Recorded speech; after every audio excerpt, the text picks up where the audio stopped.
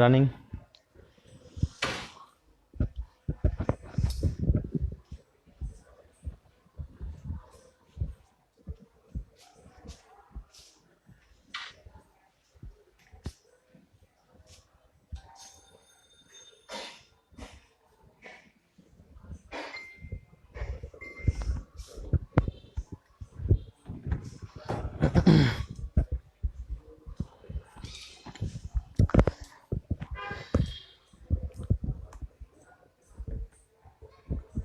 একজন লাইভে।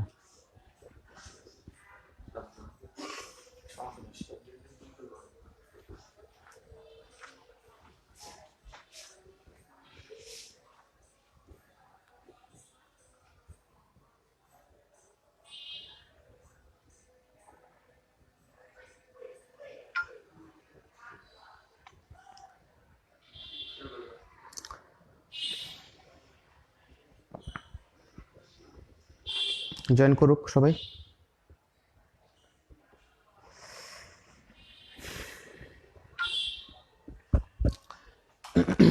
আচ্ছা, তো সবাইকে শুভ সন্ধ্যা। আজকে আমরা ধীরে ধীরে অ্যাকচুয়ালি আমাদের সিলেবাসের মিডিল দিকে চলে আসছি। আজকে আমাদের লেকচার 4 ফিজিক্সের বিগত 3টা ক্লাস আমরা নিচ্ছি, যেখানে লেকচার 1, লেকচার 2 এবং লেকচার 3তে ছিল চলতরিতের যে নন সার্কিট অংশ সেটুকু। আই হোপ তোমরা এগুলো বাসায় পড়তেছো, কারণ অ্যাকচুয়ালি এখানে যা যা পড়াচ্ছি সেগুলো তোমরা যদি বাসায় ভালোভাবে কভার করো, আই হোপ তোমরা ভর্তি পরীক্ষায় খুব ভালো করতে পারবে। এবং এখান থেকে অ্যাকচুয়ালি তোমার মানে ম্যাক্সিমাম কোশ্চেনই যে টপিকগুলো আমি টাচ করতেছি সেই টপিকগুলো থেকেই আসবে। তো আজকে আমাদের হচ্ছে পদার্থবিজ্ঞান লেকচার 4, এবং এই লেকচার 4-এ আজকে আমরা যে টপিকগুলো পড়বো সেই টপিকগুলো হচ্ছে অ্যাকচুয়ালি ওকে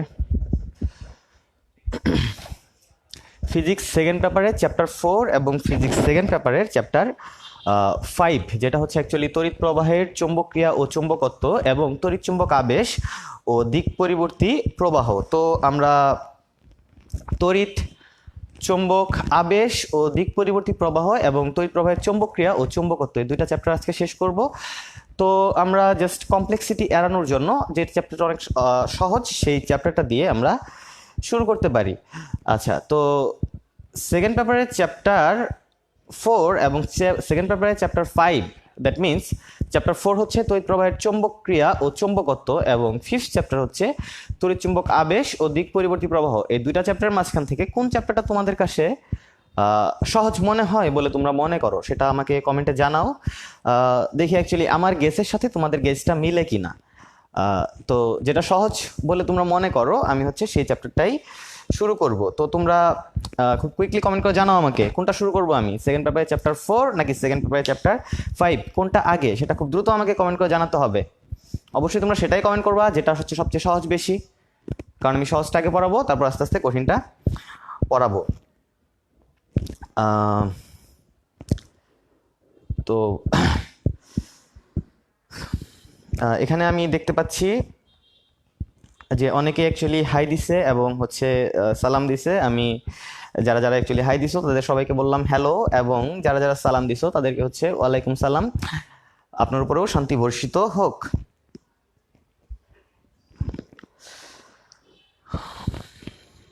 আচ্ছা, তো সবাই বলতেছে অ্যাকচুয়ালি ফোর্থ দিয়ে শুরু করতে হবে। তো আচ্ছা, যদিও সহজ চ্যাপ্টার হচ্ছে 2.5, মানে হচ্ছে সেকেন্ড পেপারের চ্যাপ্টার 5 তড়িৎ চুম্বক আবেশ ও দিক পরিবর্তী প্রবাহটা হচ্ছে সবচেয়ে মানে 2টা চ্যাপ্টারের মাঝখান থেকে সহজ, বাট যেহেতু অনেকে বলে ফেলতেছে যে 4, তো হচ্ছে আমি 4 দিয়েই শুরু করি।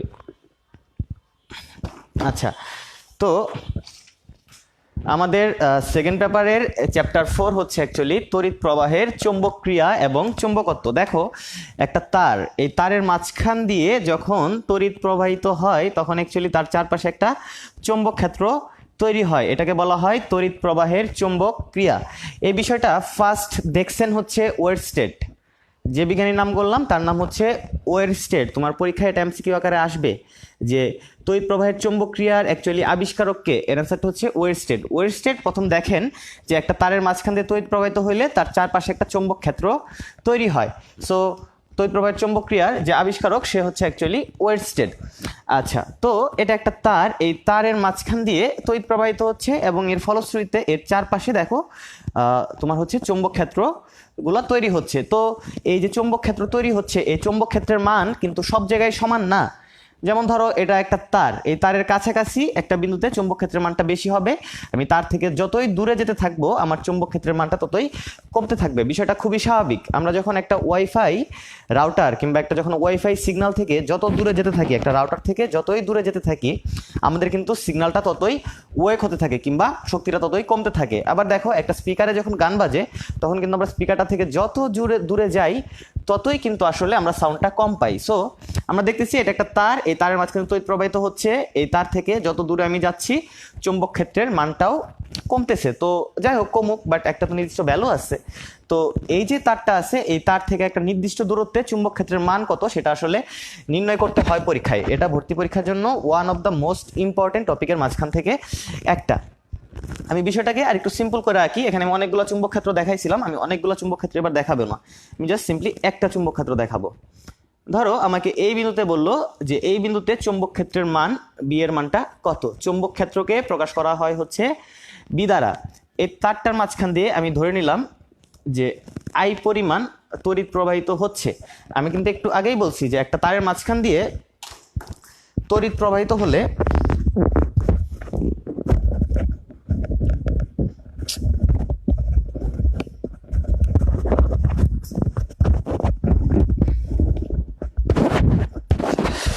ঠিক আছে, তো একটা তারের মাঝখান দিয়ে তড়িৎ প্রবাহিত হলে সেই তারের চারপাশে একটা চৌম্বক ক্ষেত্র তৈরি হয়, সো সেটাকে বলা হয় তড়িৎ প্রবাহের চৌম্বক ক্রিয়া। তো এখানে দেখো যে এই তারের মাঝখান দিয়ে আই পরিমাণ তড়িৎ প্রবাহিত হচ্ছে, ফলশ্রুতিতে তার চারপাশে একটা চৌম্বক ক্ষেত্র তৈরি হয়েছে, সেই চৌম্বক ক্ষেত্রের মান হচ্ছে বি। সেটাকে এভাবে প্রকাশ করা যায়, B is equal to mu naught I by 2 pi A. এখানে প্রশ্ন জাগতে পারে যে হ্যাঁ মিউ নট সেটা পরে, এটা একটা কনস্ট্যান্ট আমরা জানি, আইটা হচ্ছে তড়িৎ প্রবাহ, 2 পাই তো কনস্ট্যান্ট, এটা আমরা জানি। এটা কি? এটা হচ্ছে এই তার থেকে এই যে বিন্দুটা আছে, যে বিন্দু আমরা চৌম্বক ক্ষেত্র বের করতেছি, সেই বিন্দুটা দূরত্ব হচ্ছে আমাদের এ। আচ্ছা ওকে ডান। তো এই তার থেকে এখানে যতটুকু দূরত্ব আছে সেটা হচ্ছে এ, এই তারের মাঝখানে প্রবাহিত তড়িৎ হচ্ছে আই, এখানে সৃষ্ট চৌম্বক ক্ষেত্রের মান হচ্ছে বি। সো আমি লিখতে পারি বি ইজ ইকুয়াল টু হচ্ছে mu naught I by 2 pi এ।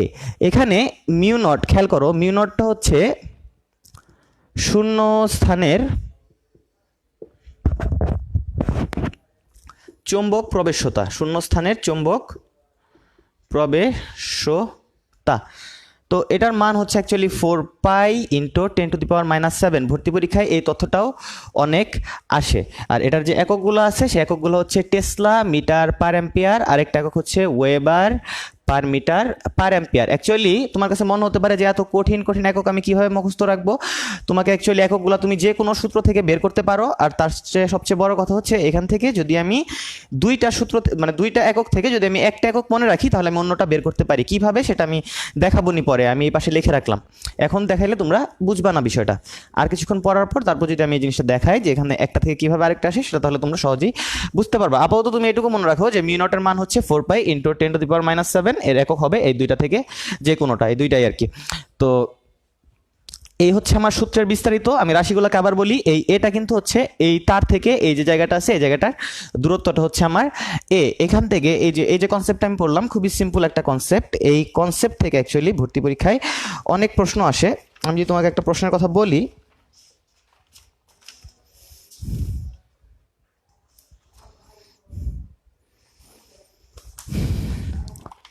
সেটা হচ্ছে একটি আনুভূমিক বিদ্যুৎ সরবরাহ লাইনে 70 অ্যাম্পিয়ার তড়িৎ প্রবাহিত হচ্ছে। 70 অ্যাম্পিয়ার তড়িৎ প্রবাহিত হচ্ছে তার থেকে 2 মিটার নিচে সৃষ্ট চৌম্বক ক্ষেত্রের মান কত? একটি তারের মাঝখান দিয়ে 70 অ্যাম্পিয়ার তড়িৎ প্রবাহিত হচ্ছে, অর্থাৎ আয়ের মান হচ্ছে আমার 70 অ্যাম্পিয়ার, এবং এই তার থেকে যে দূরত্বটা মানে যে দূরত্বে আমার চৌম্বক ক্ষেত্রের মানটা বের করতে হবে সেটা দেওয়া আছে হচ্ছে আমার 2 মিটার। সো আমি এখান থেকে চৌম্বক ক্ষেত্রের মানটা কিন্তু খুব সহজেই বের করে ফেলতে পারি। বি ইজ ইকুয়াল টু হচ্ছে mu naught I by 2 pi এ সমান হবে 4 পাই ইন্টু 10⁻⁷। আয়ের মান আছে হচ্ছে আমার 70, নিচে আছে হচ্ছে 2 পাই, আর এর মান হচ্ছে এখানে 2, তাহলে এখানে 2 লিখলাম। 4 পাই বাদ আমার থাকবে হচ্ছে শুধুমাত্র 7 × 10⁻⁻6। দেখো এটা হচ্ছে আমার চৌম্বক ক্ষেত্র। মনে রাখবা চৌম্বক ক্ষেত্র এর একক হচ্ছে টি। টিতে বোঝায় হচ্ছে টেসলা। টিতে বোঝায় টেসলা, চৌম্বক ক্ষেত্রের একক টেসলা। এই যে সূত্র দিয়ে আমরা একটা ম্যাথ করলাম, এই ম্যাথটা খুব সহজ, তাই না? দেখে আসলে খুবই সহজ মনে হচ্ছে, কারণ আমরা খুবই বিচ্ছিন্ন একটা টপিক পড়তেছি। কিন্তু যখন অনেকগুলো তথ্যের মাঝখানে ঢুকে যাবে তখন হচ্ছে অ্যাকচুয়ালি তোমরা এই ধরনের তথ্যও ভুলে যাবা, এটা খুবই স্বাভাবিক। সো আমি তোমাদেরকে রিকমেন্ড করবো খুব ভালো করে প্র্যাকটিস করবা, তাহলে হচ্ছে অ্যাকচুয়ালি তোমরা এই জিনিসগুলো অ্যাকচুয়ালি খুব ভালো পারবা। এটা খুব সিম্পল কোশ্চেন হলেও এরকম আরও অনেক কোশ্চেন ভর্তি পরীক্ষায় আসছে। এখানে একটু দেখো যে চৌম্বক ক্ষেত্রের একক, চৌম্বক ক্ষেত্রের যে একক আছে সেটাকে আমরা বলি হচ্ছে tesla. Tesla, 1 tesla is equal to হচ্ছে 1 weber per metre square. 1 tesla is equal to হচ্ছে 1 ওয়েবার পার মিটার স্কোয়ার। আমরা যদি একটা সূত্র খেয়াল করি যে ওয়েবার জিনিসটা অ্যাকচুয়ালি কি জানো? ওয়েবারটা হচ্ছে আমার চৌম্বক ফ্লাক্স কিংবা চৌম্বক বলরেখার একক। চৌম্বক ফ্লাক্স কিংবা চৌম্বক বলরেখার একক হচ্ছে আমার ওয়েবার। সো প্রতি একক ক্ষেত্রফলের মাঝখান দিয়ে যতটুকু চৌম্বক ফ্লাক্স যায় তাকেই আমরা বলি হচ্ছে চৌম্বক ক্ষেত্র। আবার একটু খেয়াল করো তো, এই কথাটা আমি যেটা বললাম সেই কথাটার অন্যরকম একটা অর্থ থাকা উচিত। এটা হচ্ছে ওয়েবার, এটা হচ্ছে চৌম্বক ফ্লাক্সকে আমরা প্রকাশ করি হচ্ছে ফাই দ্বারা, ফাই, হ্যাঁ। আর এখানে যেটা আছে সেটা হচ্ছে মিটার স্কোয়ার, সেটা হচ্ছে ক্ষেত্রফল, অর্থাৎ হচ্ছে আমার এই মানটাকেই আমরা বলতেছি হচ্ছে চৌম্বক ক্ষেত্র বি। সো এখান থেকে আমি পাই বি ইজ ইকুয়াল টু হচ্ছে ফাই বাই এ। এখানে ফাইটা কি বলো? সেটা হচ্ছে চৌম্বক ফ্লাক্স, এই যে এখানে আমি লিখে দিছি, কিংবা চৌম্বক বলরেখা। ফাইকে আমি যদি এ দ্বারা ভাগ করি তাহলে আমি এটা যেটা পাবো সেটা হচ্ছে আমার চৌম্বক ক্ষেত্র। কিন্তু কথা এখানে না, কথা হচ্ছে অন্য জায়গায়, যে আমরা কোন একটা মানকে যখন ক্ষেত্রফল দ্বারা ভাগ করি তখন কিন্তু আমরা তার ঘনত্বটা পেয়ে যাই। তোমার যদি বিষয়টা রেশনাল মনে না হয় তাহলে তুমি খেয়াল করো যে একটা ঘরে 4টা রুমে টোটাল 24 পিপুল থাকে।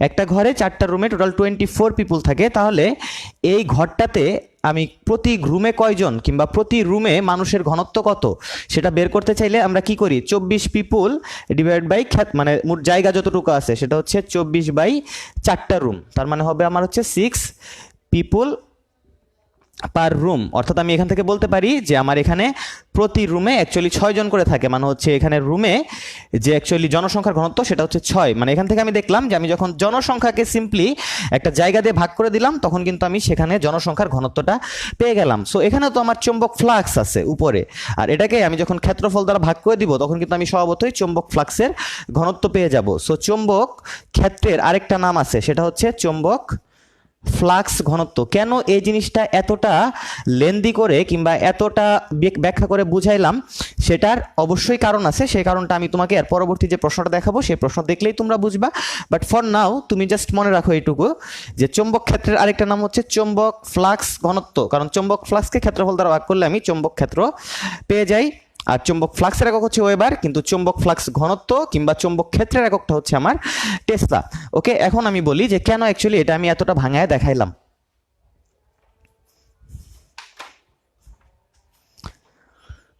দেখো আমি তোমাকে হচ্ছে ভর্তি পরীক্ষার একটা প্রশ্ন আমি হচ্ছে তোমাকে দেখাচ্ছি। এটা একটা ভর্তি পরীক্ষায় আসছে, প্রশ্নটা হচ্ছে এমন, আমি এটাও কেটে দিলাম, জাস্ট এখানে আমি লিখব নিচের কোনটি চৌম্বক ফ্লাক্স ঘনত্বের একক? নিচের কোনটি চৌম্বক ফ্লাক্স ঘনত্বের একক? আমার অ্যান্সার হচ্ছে এ ফ্যারাডে, বি হচ্ছে আমার হেনরি, সি হচ্ছে ওয়েবার, ডি হচ্ছে টেসলা। আমরা যদি এই তথ্যটা ভালো করে না বুঝি যে চৌম্বক ফ্লাক্স ঘনত্বের আরেকটা নাম হচ্ছে চৌম্বক ক্ষেত্র, তাহলে কিন্তু আমরা জীবনেও টেসলাটা অ্যান্সার করতাম না। যদিও এই কোশ্চেনের অ্যাকচুয়াল অ্যান্সারটা কি টেসলা, কিন্তু অনেকেই যে কাজটা করে সেটা হচ্ছে এখানে চৌম্বক ফ্লাক্স লেখাটা দেখেই এখানে ওয়েবার অ্যান্সার করে দেয়। কিন্তু তোমাকে বুঝতে হবে যে চৌম্বক ফ্লাক্স এবং চৌম্বক ফ্লাক্স ঘনত্ব এক নয়। চৌম্বক ফ্লাক্স এর একক হচ্ছে আমার ওয়েবার এবং চৌম্বক ফ্লাক্স ঘনত্ব এর একক হচ্ছে আমার টেসলা। ওকে, আই হোপ এই কনফিউশনটা আমি তোমাদেরকে ক্লিয়ার করে দিতে পারছি। আমি একটু সবার কমেন্টগুলা চেক করি।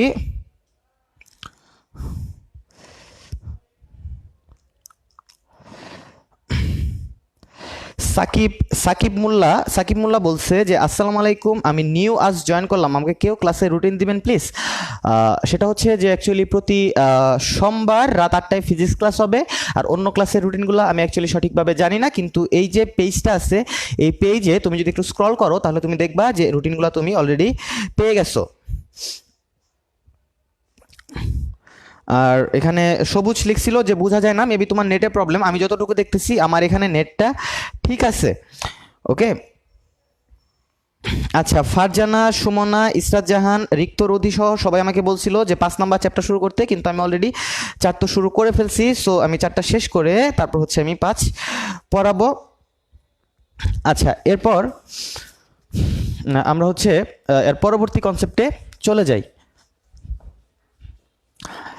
দেখো, একটা তারের মাঝখান দিয়ে যখন তড়িৎ প্রবাহিত হয় তখন তার চারপাশে একটা চৌম্বক ক্ষেত্র তৈরি হয়, সেটা আমরা একটু আগেই সূত্র দিয়ে পড়লাম, B is equal to mu naught I by 2 pi এ।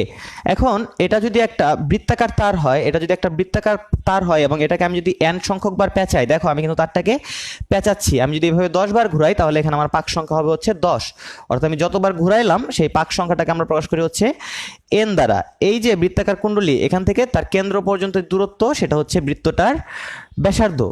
এই তারের মাঝখান দিয়ে যদি আমার i পরিমাণ তড়িৎ প্রবাহিত হয়, তাহলে এই যে কেন্দ্রটা আছে এই কেন্দ্রে চৌম্বক ক্ষেত্রের মান বি, আমি বলতে পারি হচ্ছে বি ইজ ইকুয়াল টু হচ্ছে mu naught I by 2r। এখানে এনটা যে আছে এনটা ছোট্ট করে সামনে বসে যাবে। ওকে, তো N mu naught I by 2r, এটা হচ্ছে একটা বৃত্তাকার কুণ্ডলীর জন্য এর কেন্দ্রে সৃষ্ট চৌম্বক ক্ষেত্রের মান। আচ্ছা, তো এখান থেকেও অ্যাকচুয়ালি প্রশ্ন আসে ভর্তি পরীক্ষায় এবং যথেষ্ট বেশি পরিমাণেই আসে। আমি তোমাকে একটা কোশ্চেন সলভ করে দিই। দেখো, একটি বৃত্তাকার কুণ্ডলীর ব্যাসার্ধ 20 সেন্টিমিটার, অর্থাৎ আর এর মান হচ্ছে 20 সেন্টিমিটার। যেহেতু 20 সেন্টিমিটার, এটাকে আমাকে কিসে নিতে হবে? মিটারে নিতে হবে, আর মিটারে নিতে হলে আমাকে 100 দ্বারা ভাগ করতে হবে। সো আমি এখানে 100 দ্বারা ভাগ করে ফেলছি। একটি বৃত্তাকার কুণ্ডলীর ব্যাসার্ধ 20 সেন্টিমিটার, সো এই কাজ শেষ। এর মধ্যে 2 অ্যাম্পিয়ার তড়িৎ প্রবাহিত চললে, অর্থাৎ এর মাঝখান দিয়ে প্রবাহিত তড়িতের মান 2 অ্যাম্পিয়ার, এর মাঝখান দিয়ে 2 অ্যাম্পিয়ার তড়িৎ প্রবাহ চললে এবং এর কেন্দ্রে পাই ইন্টু 10⁻³ টেসলা চুম্বক ক্ষেত্র সৃষ্টি হলে কুণ্ডলীর পাক সংখ্যার মান কত? আমি কোশ্চেনটা আবার বলি। একটি বৃত্তাকার কুণ্ডলীর ব্যাসার্ধ 20 সেন্টিমিটার, আরটা ক্লিয়ার। এর মধ্যে 2 অ্যাম্পিয়ার তড়িৎ প্রবাহিত চললে আয়ের মান 2 ampere, 3.14 into 10⁻³ Tesla, that means pi into 10⁻³ Tesla চুম্বক ক্ষেত্র তৈরি হয়। আমাকে বলছে যে এখানে পাক সংখ্যাটা কত। সো আমরা জানি পাক সংখ্যা n, এই সূত্র থেকে আমি লিখতে পারি হচ্ছে 2r/b by mu naught I. এই সূত্রটা থেকেই আমি এটা লিখলাম। 2 ইন্টু আর এর মান হচ্ছে 0.2, বি এর মান হচ্ছে আমার দেয়া আছে পাই ইন্টু 10⁻³ মিউ নটের মান 4 পাই ইন্টু 10⁻⁷, এবং আয়ের মান দেয়া আছে হচ্ছে এখানে আমার 2। সো এই 2 আর 2 কাটা যাবে, পাই আর পাই কাটা যাবে, আমার যে জিনিসটা থাকবে সেটা হচ্ছে 0.2/4, মানে হচ্ছে আমি লিখতে পারি 2/4 ইন্টু 10 ইন্টু 10⁻³ আর এই 7 এর জন্য উপরে যাবে হচ্ছে +7। সো এরপর আমার এই 2 দিয়ে আমি যদি 4কে কাটি যাবে হচ্ছে 2 বার, অর্থাৎ হাফ ইন্টু 10⁻³ আর +7, তার মানে হচ্ছে এখানে +4 আর এখানে যে আছে 10⁻1, এটা এখানে মাইনাস আকারে আসবে, অর্থাৎ -1। সো আমার যে অ্যান্সারটা হবে সেটা হচ্ছে হাফ ইন্টু 10⁻3। হাফ ইন্টু 10⁻3 এর মান হচ্ছে 500, অর্থাৎ আমি যে অ্যান্সারটা পাইলাম সেটা হচ্ছে কুণ্ডলীর পাক সংখ্যার মান আমি পেয়ে গেলাম 500। ওকে,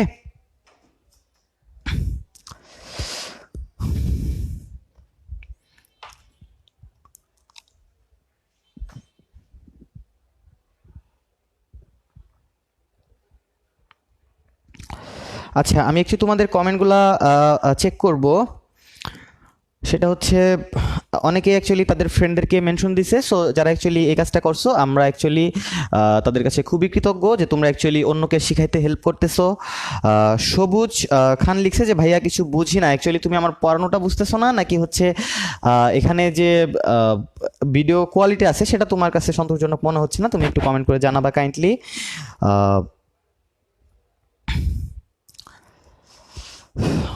ওকে, তো হচ্ছে আমরা পরবর্তী টপিকে চলে যাই।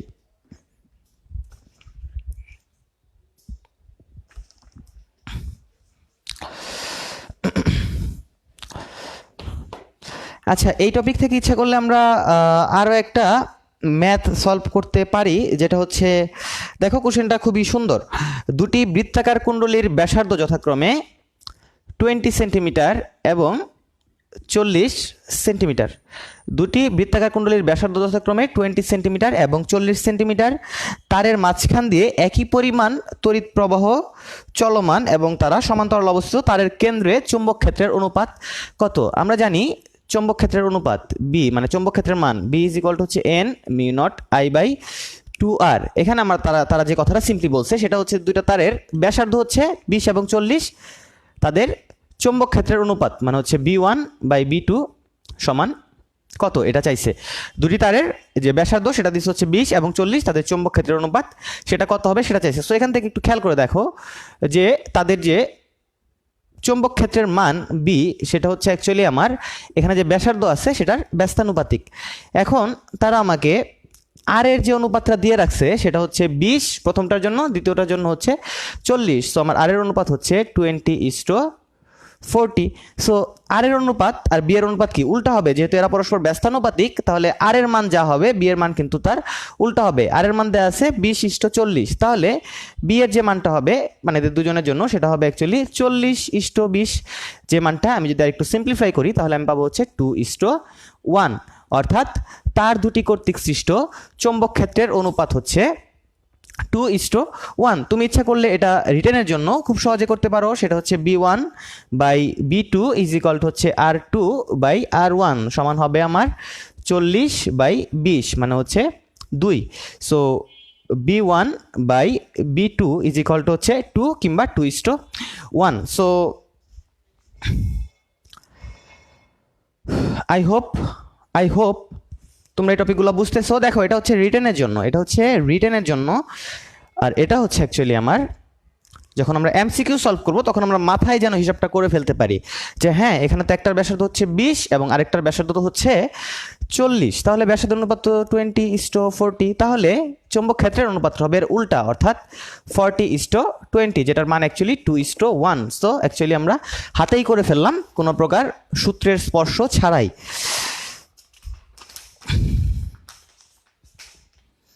এরপর ভর্তি পরীক্ষার জন্য আরেকটা ইম্পর্টেন্ট টপিক।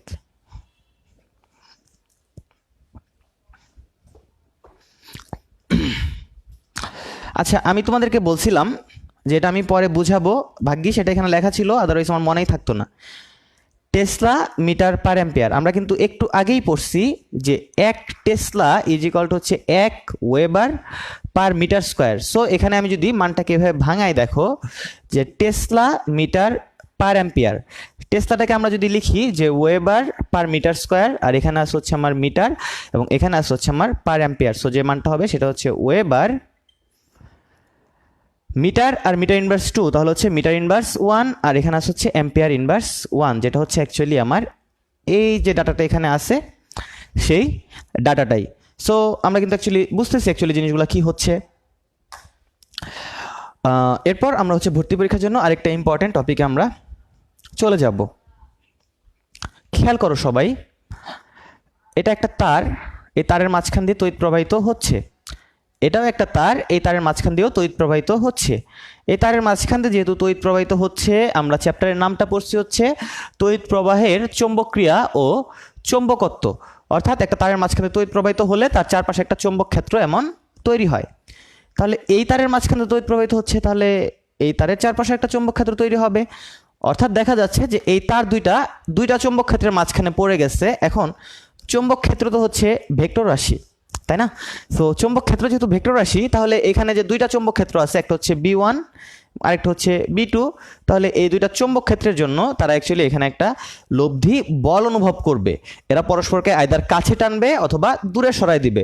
শুধুমাত্র এই কারণটার জন্যই কিন্তু অ্যাকচুয়ালি তুমি দেখবা যে রাস্তায় যখন খুঁটির সাহায্যে একটা জায়গা থেকে আরেকটা জায়গায় বিদ্যুৎ নিয়ে যাওয়া হয়, তখন অ্যাকচুয়ালি তার দুটোর মাঝখানে বেশ ভালো লেভেলের একটা ফাঁকা জায়গা রাখা হয়, যেন একটা তার আরেকটা তারের চৌম্বক ক্ষেত্রের মাঝখানে পড়ে পরস্পরকে আকর্ষণ বা বিকর্ষণ না করে। হ্যাঁ, কারণ এখানে যদি আকর্ষণ করে তাহলে তার দুটো একসাথে লেগে শর্ট সার্কিট হয়ে যাবে, আর যদি বিকর্ষণ করে তাহলে হয়তো এই তারে বেশি টান লেগে তারটা ছিঁড়ে যেতে পারে।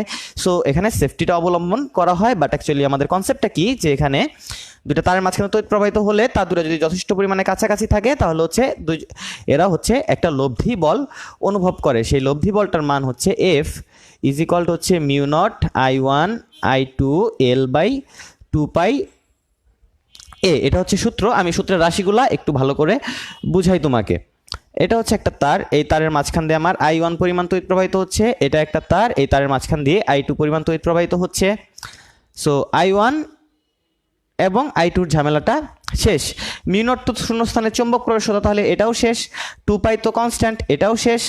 আমার থাকে শুধুমাত্র এই তার দুটার মধ্যবর্তী যে দূরত্ব, সেটা হচ্ছে অ্যাকচুয়ালি আমার A। তাহলে এর ঝামেলাটাও শেষ, এবং শেষমেশ আমরা সবচেয়ে বড় ঝামেলাটা করব হচ্ছে L এর ঝামেলাটা। দেখো এখানে তার দুটোর যে দৈর্ঘ্য তাকে আমরা বলি হচ্ছে L। কাজেই স্বভাবতই তোমার মাথায় আসবে যে ভাই তার দুটার দৈর্ঘ্য তো সেম নাও হতে পারে। সো এটার অ্যান্সারটা কি? এটার অ্যান্সারটা হচ্ছে এমন যে এই তারটা ধরো হচ্ছে তোমার সাইবেরিয়া থেকে আসতে পারে, এই তারটা উগান্ডা থেকে আসতে পারে, এই তারটা কানাডা থেকে আসতে পারে, এই তারটা নাইজেরিয়া থেকে আসতে পারে। তারগুলা যেখান থেকে আসুক না কেন, তাদের সমান্তরাল যে জায়গাটুকু থাকবে, তাদের দৈর্ঘ্যটা কিন্তু একদম ফিক্সড হবে। সেটা হচ্ছে আমার L। সেই সমান্তরাল যে অংশটুকু থাকবে সেই দৈর্ঘ্যটা হচ্ছে আমার L, অর্থাৎ তারের যে সমান্তরাল অংশ সেই দৈর্ঘ্যটা হচ্ছে আমার L। সো আমার সূত্রটা আমি যদি আবার একটু ক্লিয়ার করে লিখে ফেলি, F ইজ ইকুয়াল টু হচ্ছে mu not I1 I2 L/2π A। So এই হচ্ছে আমার সূত্র। আমরা এখন এই সূত্র দিয়ে একটা ম্যাথ করি।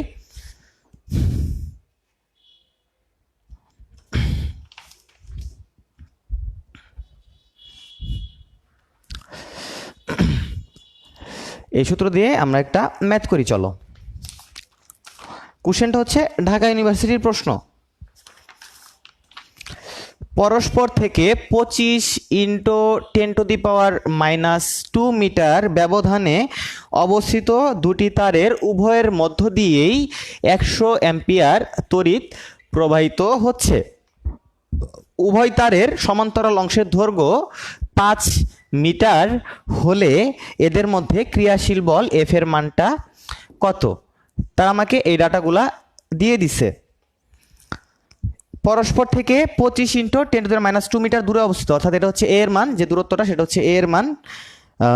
ব্যবধান অবস্থিত দুটি তারের মাঝখান দিয়ে 100 অ্যাম্পিয়ার করে তড়িৎ প্রবাহিত হচ্ছে। তারের সমান্তরাল অংশের দৈর্ঘ্য 5 মিটার হলে এখানে ক্রিয়াশীল বল কত? আমি একটু খেয়াল করে দেখি।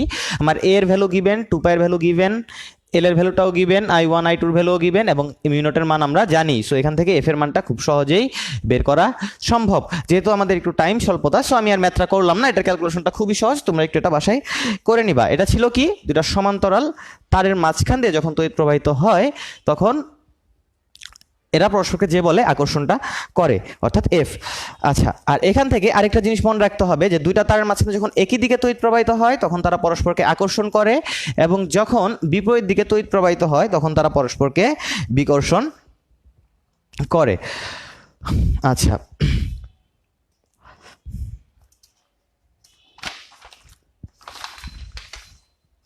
আমি একটু কমেন্টগুলো চেক করব সবার কি অবস্থা। ভাই আমি কি করব ক্লিয়ার দেখতে পাচ্ছি না। অ্যাকচুয়ালি সবুজ তোমার নেটে মেবি প্রবলেম, কারণ হচ্ছে যে তোমার অ্যাকচুয়ালি বাকি সবাই ঠিক দেখতে পাচ্ছে, বাকি সবাই ঠিকঠাক দেখতে পাচ্ছে। সো তুমি যেহেতু অ্যাকচুয়ালি দেখতে পাচ্ছ না, তার মানে হচ্ছে অ্যাকচুয়ালি তোমার মেবি নেটটা একটু প্রবলেম, অনেকে একদম লাস্টে জয়েন করছে, লাস্টে জয়েন করে সালাম দিছে। অ্যাকচুয়ালি আমি সবার সালামের উত্তরটা নিয়ে নিচ্ছি অলওয়েজ। জাস্ট সালাম দেওয়ার পর জাস্ট ধরো যে আমি মনে মনে সালামটার উত্তর নিয়ে নিছি। ওকে, আচ্ছা এরপর হচ্ছে আমরা আরেকটা টপিক শুরু করি। দেখো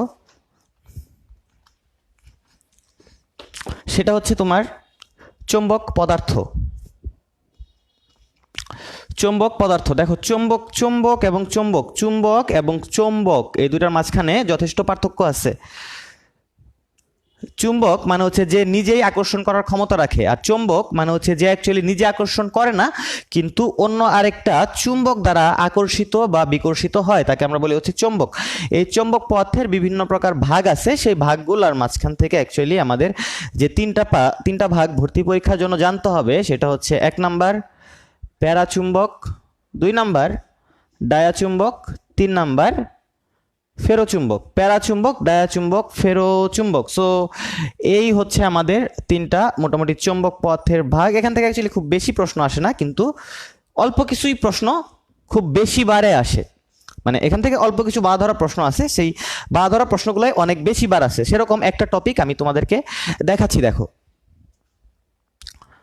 সেটা হচ্ছে যে একটা চৌম্বক পদার্থ তো একটা চুম্বক দ্বারা আকর্ষিত কিংবা বিকর্ষিত হবে।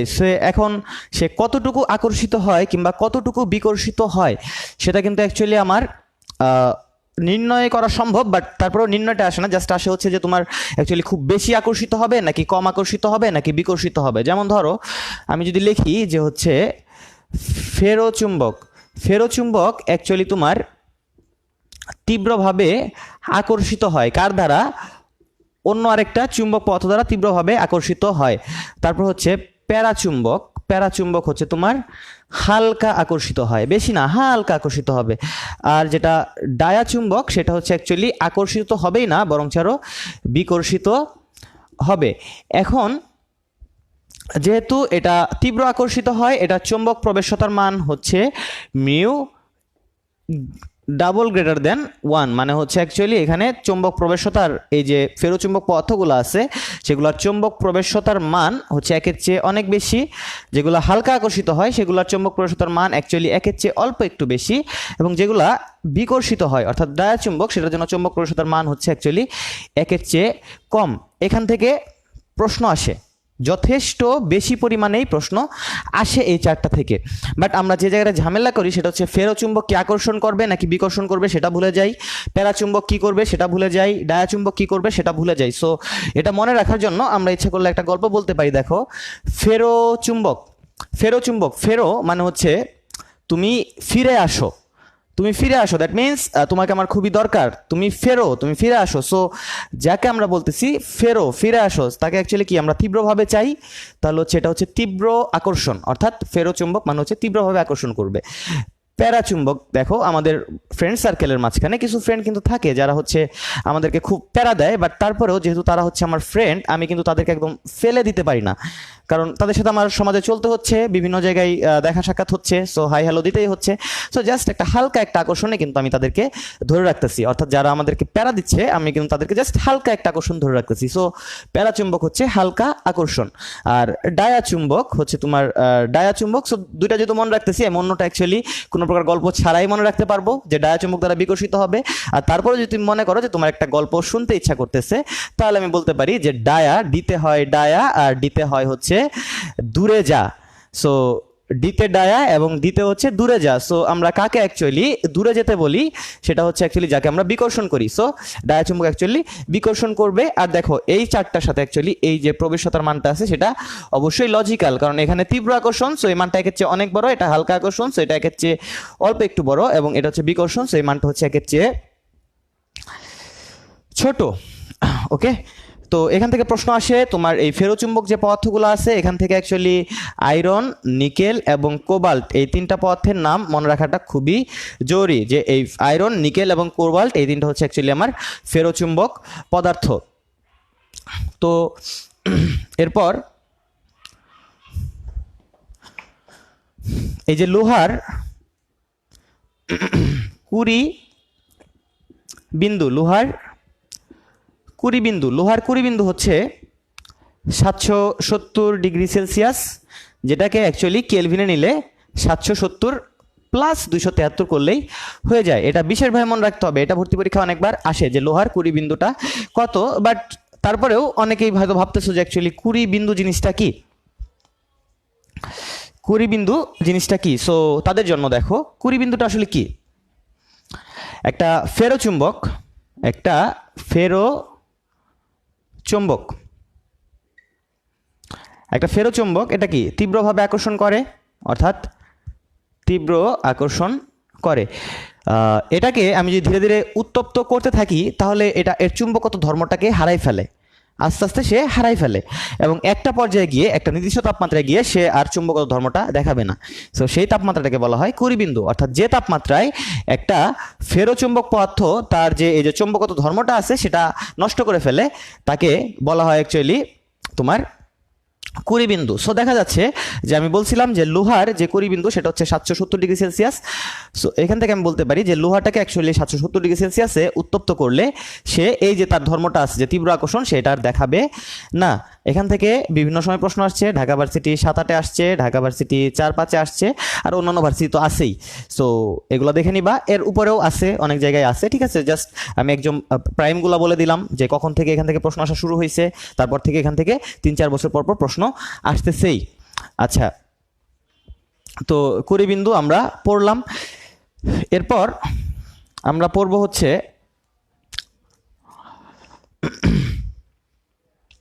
আমাদের পৃথিবীর চুম্বকত্ব। একটু খেয়াল করে দেখো, এই চ্যাপ্টারে আমরা পড়ছিলাম যে তড়িৎ প্রবাহের চৌম্বক ক্রিয়া ও চুম্বকত্ব। এই চ্যাপ্টারটার নাম পড়ছিলাম হচ্ছে তড়িৎ প্রবাহের চৌম্বক ক্রিয়া ও চুম্বকত্ব। সো আমরা কিন্তু তড়িৎ প্রবাহের চৌম্বক ক্রিয়া পার্টটা মোটামুটিভাবে শেষ করে ফেলছি। আমরা হচ্ছে এখন আসি আমাদের চুম্বকত্ব জায়গাটায়। সো আমাদের পৃথিবীর একটা চুম্বকত্ব আছে, কারণ আমাদের পৃথিবী অনেক বড় একটা চুম্বক। পৃথিবী যেহেতু অনেক বড় একটা চুম্বক, তার একটা চুম্বকত্ব থাকাই উচিত। এখন সবচেয়ে সিম্পল যে কোশ্চেনটা, এটা যদি একটা চুম্বক হয়, সেই চুম্বকের চারপাশে একটা চুম্বক ক্ষেত্র থাকে, তাহলে আমি যেহেতু পৃথিবীকে বললাম যে আমার পৃথিবী অনেক বড় একটা চুম্বক, তার চারপাশে কি একটা বড় চুম্বক ক্ষেত্র থাকাই স্বাভাবিক না?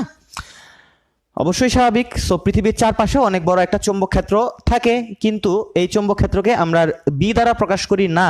মানে যে জিনিসটা আমাদের খুব বেশি লাগে আমরা কিন্তু সেই জিনিসটাকে একটু অন্যরকম করে ফেলি। যেমন মহাকর্ষীয় ক্ষেত্র প্রাবল্যকে আমরা কিন্তু আদর করে জি বলে ডাকি, তাই না? জি 9.8। সো এখানেও পৃথিবীর চৌম্বকত্বটাকে কিংবা পৃথিবীর চৌম্বক ক্ষেত্রটাকে আমরা আর বি বলবো না, আমরা পৃথিবীর চৌম্বক ক্ষেত্রটাকে বলবো হচ্ছে আই। পৃথিবীর চৌম্বক ক্ষেত্রটা কিভাবে তৈরি হয় সেটা যদি আমরা একটু বুঝতে চাই তাহলে পৃথিবীটাকে আর একটু সুন্দর করে আঁকতে হবে। তুমি একটু খেয়াল করে দেখছো যে এখানে আমি পৃথিবীটা যথেষ্ট নোংরাভাবে আঁকছিলাম। এখানে খেয়াল করো যে এটা মোটামুটি গোল হয়েছে, তাও হয় নাই।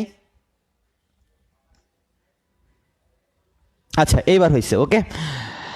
তো এটা হচ্ছে আমার পৃথিবীর নর্থ মেরু, আর এটা হচ্ছে আমার পৃথিবীর সাউথ মেরু। মানে হচ্ছে ভৌগোলিক অর্থাৎ আমি এখানে লিখলাম হচ্ছে জিতে বোঝায় হচ্ছে জিওগ্রাফিক্যাল, মানে হচ্ছে ভৌগোলিক। তো এটা হচ্ছে আমার ভৌগোলিক উত্তর মেরু, এটা হচ্ছে ভৌগোলিক দক্ষিণ মেরু। চুম্বক মেরুটা যেমন থাকে সেটা হচ্ছে পৃথিবীর এই যে ভৌগোলিক মেরু আছে তার সাথে একটু হেলে থাকে, তার সাথে একটু হেলে থাকে। সো এটা হবে আমার এস এম, মানে হচ্ছে ম্যাগনেটিক মেরু, মানে হচ্ছে চৌম্বক মেরু। কোনটা? এস মানে হচ্ছে দক্ষিণ। সো দেখো পৃথিবীর যেখানে উত্তর মেরু সেখানে কিন্তু মানে পৃথিবীর যেখানে ভৌগোলিক উত্তর মেরু সেখানে কিন্তু আসলে চৌম্বক দক্ষিণ মেরু অবস্থিত। আবার পৃথিবীর যেখানে ভৌগোলিক দক্ষিণ মেরু সেখানে কিন্তু আসলে চৌম্বক উত্তর মেরুটা অবস্থিত, এবং পাশাপাশি হচ্ছে তারা এখানে একটা কোণ করে আছে, এখানে একটা কোণ করে আছে। এই কোণটাকে আমরা বলি হচ্ছে বিনতি। এই কোণটাকে আমরা বলি বিনতি। এবং এই যে বাহুটা আছে এই বাহুটা হচ্ছে অ্যাকচুয়ালি জাস্ট আমি যদি একটা চুম্বককে নেই, একটা চুম্বককে যদি আমি নিয়ে যদি আমি এখানে রাখি তাহলে সে কিন্তু অ্যাকচুয়ালি এইভাবে থাকবে, কারণ সে অ্যাকচুয়ালি একটা চুম্বক। তো তাহলে পৃথিবীও একটা চুম্বক, তাহলে এখানে যদি আমি একটা চুম্বক পদার্থ নেই তাহলে কিন্তু অ্যাকচুয়ালি সে চুম্বক মেরুর দিকেই মুখ করে থাকবে। ভৌগোলিক মেরু তো সে চিনেই না, এটা তো আমরা চিনি, কিন্তু সে তো অ্যাকচুয়ালি চুম্বক, তাহলে হচ্ছে চুম্বক মেরুটাকেই চিনবে, তাহলে সে হচ্ছে এইভাবে থাকবে, অর্থাৎ তার আকর্ষণটা কিন্তু অ্যাকচুয়ালি এদিক বরাবর। এখন এটাকে আমরা যদি একটু জুম করে আঁকি তাহলে আমরা জিনিসটাকে এমন দেখব। এটুককে আমরা হচ্ছে একটু জুম করে আঁকতেছি। এখানে আমার যে কোণটা তৈরি হয়েছে সেটা হচ্ছে আমার বিনতি কোণ, সেটা হচ্ছে আমার ডেল্টা ডেল্টা। এই বরাবর যেহেতু পৃথিবীর আকর্ষণটা ক্রিয়াশীল, এই বরাবর অর্থাৎ এই বরাবর ক্রিয়াশীল, এটাকে আমরা বলবো হচ্ছে আই। ওকে, এই আইটাকে অ্যাকচুয়ালি দুইটা ভাগে ভাগ করা যায়। দেখো আকর্ষণটা আমি এদিক না দিয়ে যদি আমি এদিক বরাবর দিয়ে দিই তাহলে কিন্তু তোমার বুঝতে সুবিধা হয়। এই আইটাকে দুইটা ভাগে ভাগ করা যায়, একটা হচ্ছে আনুভূমিক উপাংশ এইচ এবং আরেকটা হচ্ছে উলম্ব উপাংশ যেটা হচ্ছে আমার ভি। সো উলম্ব উপাংশটাকে আমি কিন্তু ইচ্ছা করলে এখানেও আঁকতে পারি যেটা হচ্ছে আমার ভি, এবং এখান থেকে আমি কিন্তু অ্যাকচুয়ালি কিছু সূত্র নিয়ে আসতে পারি, যে সূত্রগুলো আমি এখানে লিখতে পারি। দেখো এটা কিছুই না, জাস্ট এটাকে আমি জুম করে আঁকছি এবং এই যে পৃথিবীর চৌম্বক ক্ষেত্র ছিল যেটা হচ্ছে আই, সেটাকে আমি দুইটা ভাগে ভাগ করছি, একটা হচ্ছে ভি এবং আরেকটা হচ্ছে এইচ। ভূচুম্বকত্বের মৌলিক উপাদান তিনটি, সেই তিনটি উপাদান কি কি সেটা বই থেকে পড়ে নিবা, এবং যে তিনটি উপাদান এটা মুখস্থ রাখতে হবে। ওকে, এটা একটা ইম্পর্টেন্ট তথ্য। আর এখানে যেগুলো বললাম এগুলো ইম্পর্টেন্ট তথ্য। এখানে দেখো, এখান থেকে আমি যদি সূত্র নিয়ে আসি তাহলে হচ্ছে আমার চারটা সূত্র আসবে। সেটা হচ্ছে তোমার এইচ ইজ ইকাল টু হচ্ছে I cos delta, V is equal to হবে হচ্ছে I sine delta, I is equal to হচ্ছে root over V square plus H square, এবং ডেল্টা ইজ ইকাল টু হচ্ছে tan inverse 1 V by H. এই সূত্রগুলো থেকে ভর্তি পরীক্ষায় অনেক প্রশ্ন আসে, অনেক প্রশ্ন আসে। সো আমি রাশিগুলোর নামটা একটু তোমাকে বলি। দেখো, আইটা হচ্ছে পৃথিবীর চৌম্বক ক্ষেত্র কিংবা পৃথিবীর চৌম্বক ক্ষেত্রের মোট প্রাবল্য, ডেল্টাটা হচ্ছে এখানে বিনতি কোণ, এইচটা হচ্ছে পৃথিবীর চৌম্বক ক্ষেত্রের আনুভূমিক উপাংশ। কারণ দেখো এটা হচ্ছে আমার কোণটা, তাহলে কোণ সংলগ্ন এখানে যে বাহুটা আছে সেই বাহুটা কিন্তু অ্যাকচুয়ালি হচ্ছে আমার এইচ অর্থাৎ আনুভূমিক, তাহলে এটা হচ্ছে আমার এইচ এবং এটা হচ্ছে আমার ভি, অর্থাৎ এটা হচ্ছে ভূচুম্বক ক্ষেত্রের উলম্ব উপাংশ এবং এটা হচ্ছে ভূচুম্বক ক্ষেত্রের আনুভূমিক উপাংশ। সো রাশিগুলোর নাম তুমি যদি জানো, তোমার এই সূত্রগুলো দিয়ে ম্যাথ করতে সমস্যা হবে না। তারপরে আমি তোমাকে কিছু ম্যাথ করে দিব।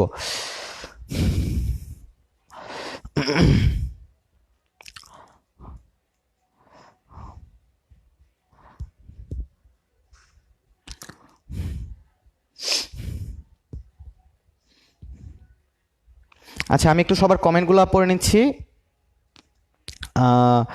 অনেকেই কমেন্ট করতেছে, আর হচ্ছে রাইসুল কিবরিয়া অ্যাকচুয়ালি এখানে জয়েন করছে। রাইসুল কিবরিয়া, তুমি হচ্ছে অ্যাকচুয়ালি নিজের পড়ালেখায় মনোনিবেশ করো, তোমার অ্যাকচুয়ালি এগুলো পড়ার দরকার নাই, তুমি অলরেডি হচ্ছে একটা ভালো ভার্সিটিতে আছো, তোমার হচ্ছে এখানে থাকার দরকার নাই।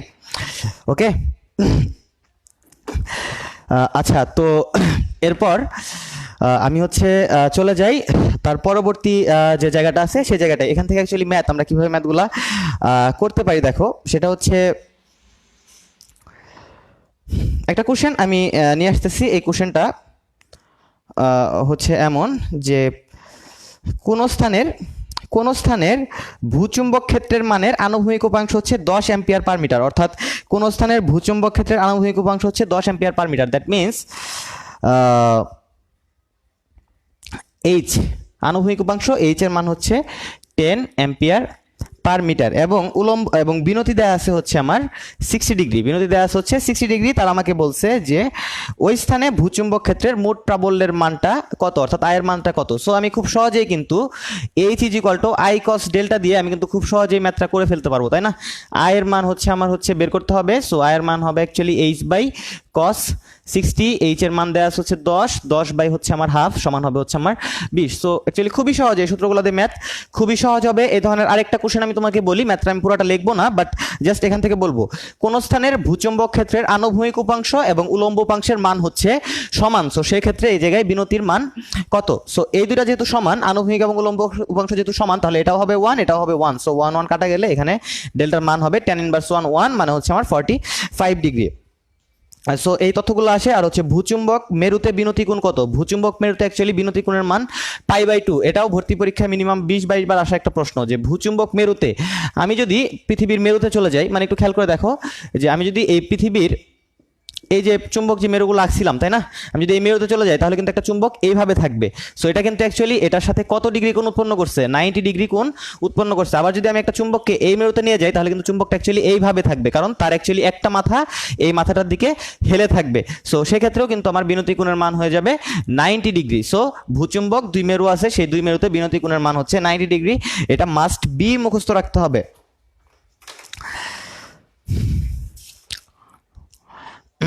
আচ্ছা, এরপর আমরা শুরু করব হচ্ছে তড়িৎচুম্বক আবেশ ও দিক পরিবর্তী প্রবাহ।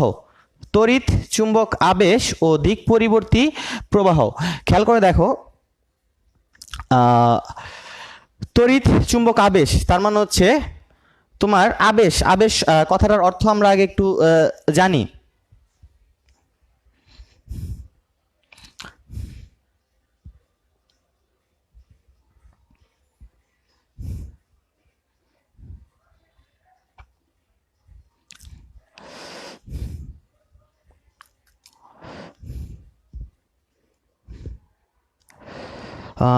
আচ্ছা, সো আবেশ, আবেশ শব্দটার অর্থ অ্যাকচুয়ালি আমরা ফার্স্টে জেনে নিব। দেখো, আবেশ মানে হচ্ছে সিম্পলি ওয়ান কাইন্ড অফ, যে তুমি কাউকে স্পর্শ করবা না কিন্তু তাকে তুমি মুভ করানোর একটা অ্যাবিলিটি রাখবা।